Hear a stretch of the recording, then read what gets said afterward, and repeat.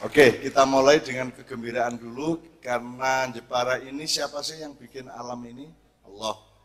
Kemudian kita sudah dikenalkan dengan Nabi Muhammad. Nabi Muhammad kemudian memberi kepada kita voucher yang namanya syafaat. Ngerti ya, voucher pulsa, apa? Kupon. Allah menawarkan perdagangan, wahai hambaku, maukah engkau aku tawari surga, kamu beli dengan harga yang murah. Tapi sesungguhnya sehebat-hebat manusia, sesoleh-soleh manusia, sealim-alim manusia tidak akan cukup pahalanya untuk dipakai membeli surga. Tetapi saya kasih kemurahan, asal kamu punya voucher syafaat yang aku titipkan kepada hambaku, kekasihku yang namanya Muhammad Sallallahu Alaihi Wasallam, maka engkau akan bisa membeli surgaku yang harganya adalah amal ibadahmu, imanmu, jihadmu, plus asal ada vouchernya kamu masuk surga semua. Jadi saiki kowe nyambut gaya apa wae nek iso disertai dengan harapan mendapatkan voucher atau kupon syafaat dari Rasulullah SAW. Nek orang yang nggo syafaat iki kangelan arep tuku swarga. Gitu ya. Meskipun kowe sedina sembayang ping 50 misalnya gitu. Tetap ora cukup dienggo tuku swarga. Nah, Bapak sekalian, oleh karena itu kita belajarnya tetap kepada Al-Qur'an. Tetap kepada Al-Qur'an karena Al-Qur'an sangat lengkap dan Al-Qur'an menawarkan kata-kata yang seperti orang dagang. Satu, dagang atau tijarah atau perniagaan. Beli, Allah mengatakan aku membeli dari orang-orang beriman diri dan hartanya untuk aku bayarkan surga kepada dia. Jadi surga itu dipakai untuk biaya tuku awakmu, tuku kowe karo tuku hartamu. Artinya hartamu itu dipakai untuk manfaat setinggi mungkin sehingga dia bernilai surga. Kemudian ada kata kordon atau yukrit, itu Allah ngomong kowe gelem ngutangi aku ora, kowe nek gelem ngutangi aku, kowe tak bayar berlipat-lipat. Mayyukridullahu qardon hasanan fayudhaifahu dan seterusnya itu. Jadi Allah itu berjual beli sama kita, janjane kayak mengacting. Kayak ora butuh apa-apa, Allah itu enggak butuh apa-apa, cuman dia ingin bermesraan dengan kita sehingga dia menawarkan satu sistem hubungan di mana ada jual beli. Kita beli surga dengan cara beriman, berhijrah dan berjihad. Nanti kita jelaskan bersama. Selama ini penjelasannya beriman adalah kowe dadi wong sing sregep salat, kowe sing sregep poso, taat kepada Allah dalam ibadah mahdhah. Padahal beriman itu harus kita terjemahkan menjadi kamu jadilah manusia yang amanah. Kamu jadilah manusia yang bisa dipercaya sehingga kamu bisa mempercayai orang. Biasanya orang yang tidak bisa dipercaya, biasanya dia juga tidak bisa percaya kepada orang. Kalau kita bisa dipercaya, kita juga akan mudah percaya kepada orang. Jadi itu semua urusannya iman, aman, amin, amanah, atau mukmin, ya semua itu urusannya sama. Bahwa kalau Anda bersyahadat kepada Allah, Anda juga bersyahadat kepada ciptaan Allah. Kalau Anda beriman kepada Allah, Anda juga beriman kepada semua yang menyangkut iman kepada Allah. Jadi kowe kudu percaya karo beras, bahwa beras ki iso kok liwet dadi sego. Nek kowe ora percaya kowe ora ngliwet.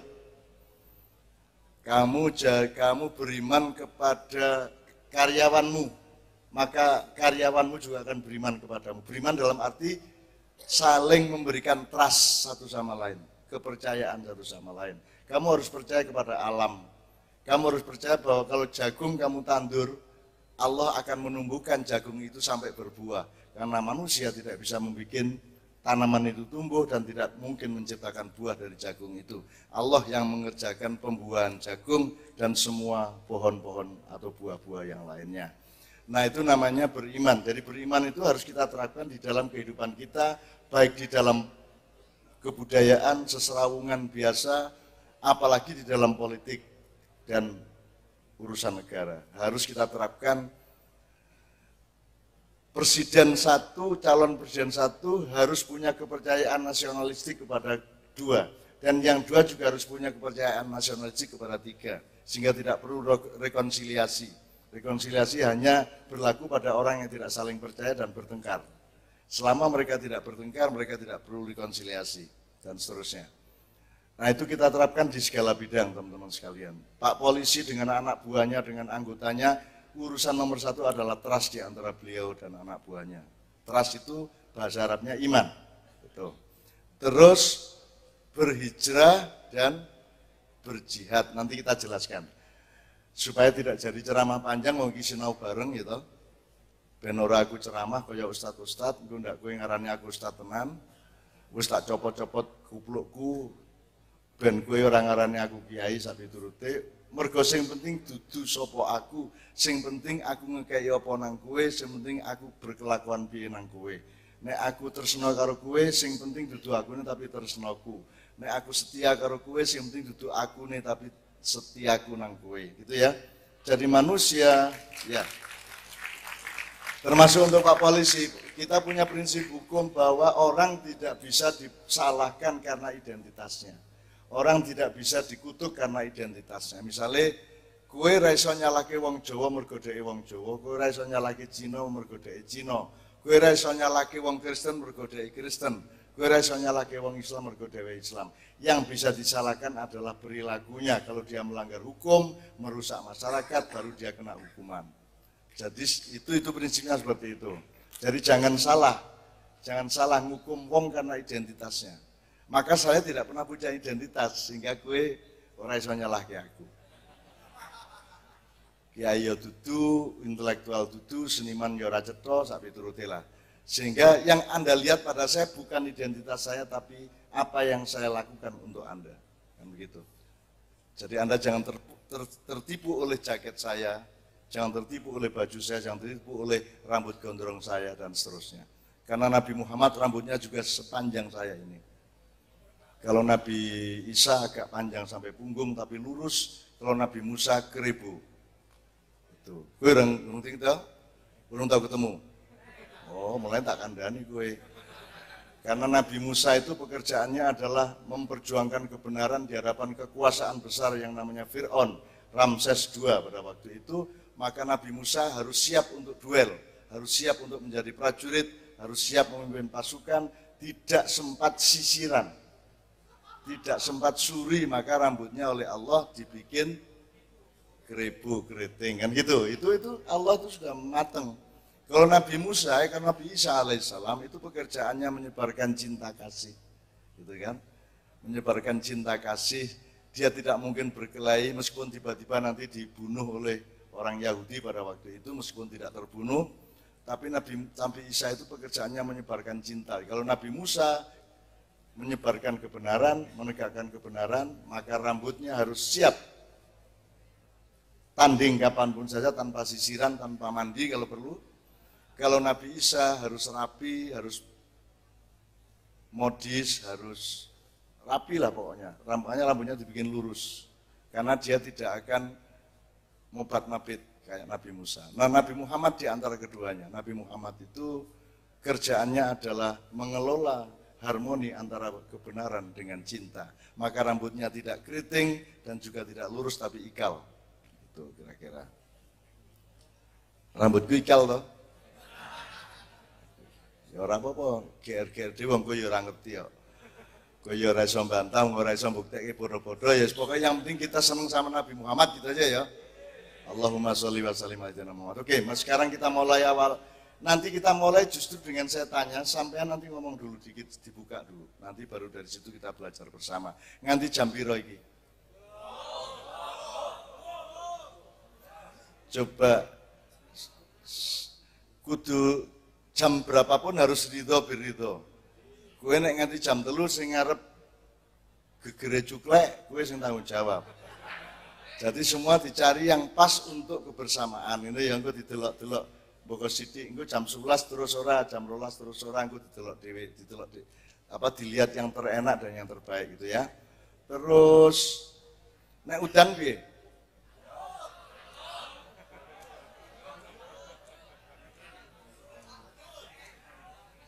Ning apike dinggo atimu, dinggo apa? Keadaanmu saiki udan apa ora apike? Nek iso ora udan, ya. Ben kowe ora klebus, ya. Ben njur ora kudu nguyuh mergo ora ana nggon nguyuh, adoh kok uyuhke langsung di sarungnya masing-masing gitu. Nek upama Gusti Allah justru ngekei rezeki liwat udan piye? Mungkin enggak, hujan itu bukan hanya air, dia itu bukan tujuannya Allah untuk ngelebusi kue. Itu adalah cara Allah untuk mengantarkan berkahnya. Iso ora kuwi? Ada tina ana tes ning rambutmu ning sirahmu, sapa ngerti kuwi Allah sedang menyuruh malaikat mengantarkan berkah, rizki dan jodoh melalui tetesan air itu. Sing kok amini sing pertama apa sing ketiga? Sing jodoh. Ya, nah, sing pertama kan rezeki, nomor loro berkah, nomor telu jodoh. Aku ngerti aminmu nggon sing jodoh. Gelem ora kowe entuk jodoh ning ora entuk rezeki? Gelem ora kowe entuk rezeki, entuk bodoh ning ora berkah? Ah, diamini kabeh wae ya. Diamini kabeh, pokoknya kabeh apik dari Allah, apapun saja apik. Makanya ilmu bahagia itu kuncinya adalah kepandaian bersyukur. Nek kowe pinter bersyukur, kowe bahagia. Tujuannya wong kabeh iki mung bahagia kuwi, baik lewat kekayaan, lewat jabatan, lewat apapun, lewat nikah, lewat kawin, tujuannya adalah untuk bahagia. Puncak kebahagiaan kita nanti di surga. Nah, cara bahagia adalah pinter bersyukur. Caranya pinter bersyukur adalah pakai ilmu dan kejernihan untuk mencari apa yang harus disyukuri. Kenapa harus disyukuri? Jadi tidak pasti orang sakit itu salah atau buruk, karena sakit bisa jadi merupakan nikmat dari Allah. Bisa jadi sehat itu malah kurang apik mergo marake kue lali, marake kue sombong dan seterusnya. Gitu ya. Tidak pasti miskin itu buruk, karena miskin itu membuat engkau lebih dekat dengan Allah, sementara kekayaan punya kecenderungan untuk membuatmu jauh dari Allah. Ngono ya? Nggih Gus, niki asmane Gus Dur. MC kita. Assalamualaikum warahmatullahi wabarakatuh.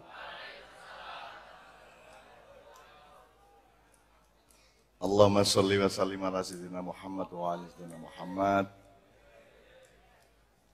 Saya minta maaf dulu karena saya salah persepsi terhadap acara ini, tak pikir ini acara pariwisata. Jadi aku nganggu pakaian piknik.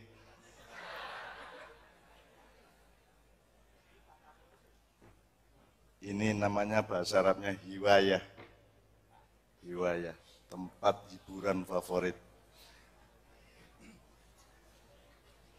Tapi ora apa-apa ya ngene iki ya. Jane aku ya duwe niat ben ora patiya pantes diundang Mbah. Ben rada kaya cah nom sithik-sithik ngoten nggih. Oke, bismillahirrahmanirrahim, kita mulai. Nanti akan ada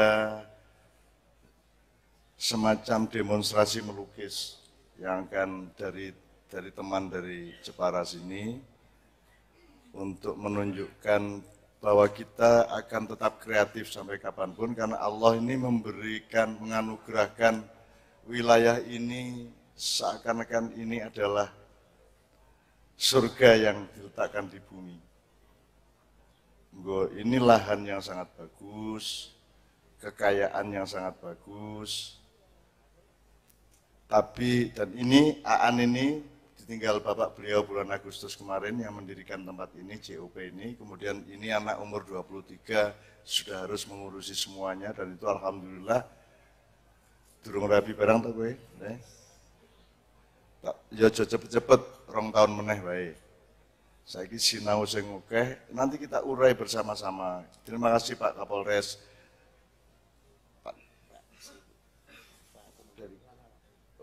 Komandan Lanal, ya, kemudian bapak semua bapak-bapak yang lain, ini bersaudara kakaknya ya, sampean kakaknya, ini adik langsung apa adik langsung, terus bapak-bapak yang lain saya mohon nanti berpartisipasi juga.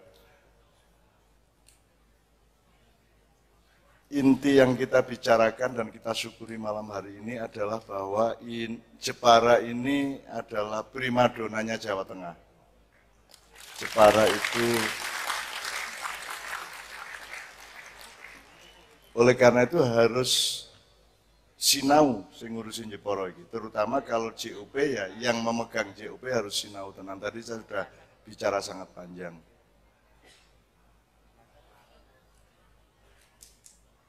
Kalau Bali itu, Pulau Bali itu primadonanya Indonesia Timur. Nah, Jepara ini tidak hanya karena alamnya yang indah dan daya kreatif penduduknya, tapi monggo Bapak, tapi juga punya sejarah yang luar biasa. Di sini salah satu pahlawan nasional kita. Dari sini juga lahir sejumlah filosofi Jawa yang bagus, yang bisa kita pakai untuk menata masa depan kita. Tetapi memang beberapa puluh tahun terakhir ini kan kita mengalami desakan-desakan global yang luar biasa.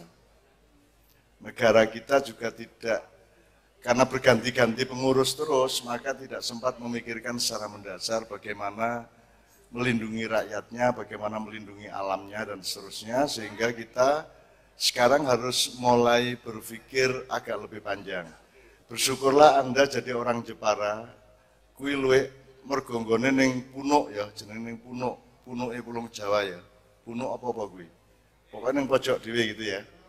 Dan itu lebih bagus daripada dibanding Anda jadi orang Tegal, atau jadi orang Pemalang, atau Tuban, dan sebagainya. Itu lebih baik Anda tinggal di sini, sebab di sini Anda tidak terlalu diganggu banyak setan.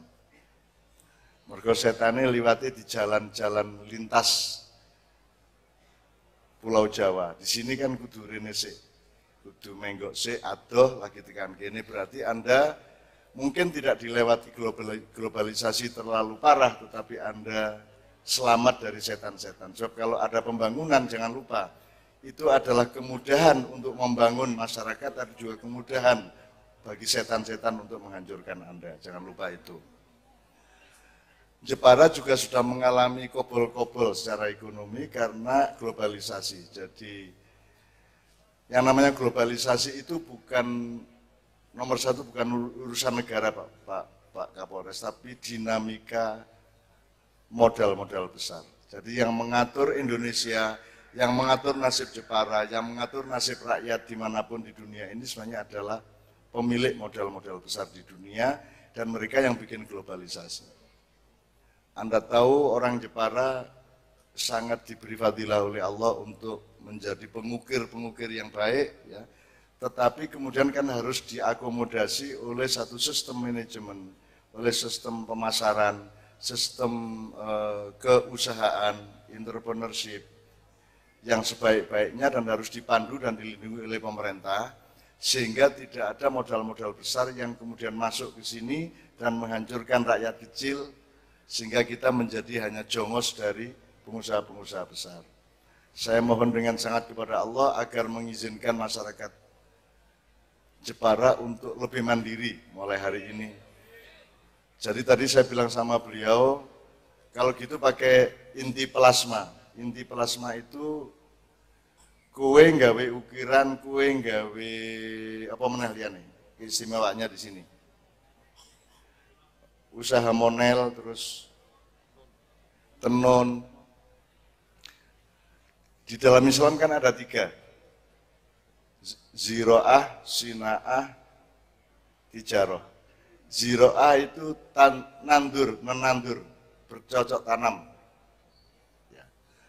Nanti bercocok tanam ini kalau kayunya udah gede, terus ada yang ditebang untuk bikin ukir-ukiran. Nah, ukir-ukiran itu namanya sina'ah, teknologi, kreativitas untuk membuat dari hadiah alam dari Allah, dijadikan sesuatu yang baru yang bisa dinikmati oleh orang banyak, sehingga bisa dipasarkan, diekspor, dan seterusnya. Nah, kelemahan kita adalah pada tijaroh. Tijaroh itu pemasarannya, memperdagangkannya. Karena dengan dinamika modal besar di seluruh dunia, yang sebenarnya mengatur negara adalah maklar-maklar dagang, broker-broker besar. Kue tani Brambang, begitu panen, jeblok regane. Sekarang petani salak di Jogja juga hancur. Ya, hari-hari ini sudah mulai hancur. Karena seharusnya negara melindungi standar harga. Jadi negara tidak boleh mencari keuntungan dari rakyatnya, pemerintah seharusnya melindungi dan jangan dikalahkan atau jangan diterobos hak-haknya oleh broker-broker yang merupakan siluman yang tidak kelihatan. Nah, Jepara sudah mengalami akibatnya. Sekarang banyak bos-bos tidak dari Jepara yang menguasai ukir-ukiran maupun usaha-usaha yang lain. Mulai hari ini kita harus berusaha untuk sing punya modal besar kudu wong Jepara dhewe. Nah iso. Pak Bupati diamankan oleh Pak Kapolres, oleh Pak Dandim dan semua aparat pemerintah untuk membangun bagaimana orang Jepara punya modal-modal besar. Sehingga tidak terlalu tergantung kepada pedagang-pedagang yang datang ke Jepara. Itu teman sekalian. Untuk itu kita nanti akan bicara pelan-pelan satu persatu. Saya tidak ahli dagang, saya juga bukan pedagang, tapi saya sangat takut kalau Jepara pada akhirnya bukan milik orang Jepara lagi. Saya takut sedumuk batuk senyari bumi, gitu ya, cara Jawanya ya. Sudah tidak bisa dilaksanakan oleh orang Jawa. Nek iso tanah Jepara tetep dadi wae wong Jepara. Ojo nganti dadi wae sapa-sapa. Semua kerajinan dan hasil karya orang Jepara kalau bisa menyejahterakan utamanya orang Jepara, bukan mensejahterakan para maklar, para broker, para pedagang dengan modal besar dari luar Jepara, terutama dari luar negeri. Gitu ya.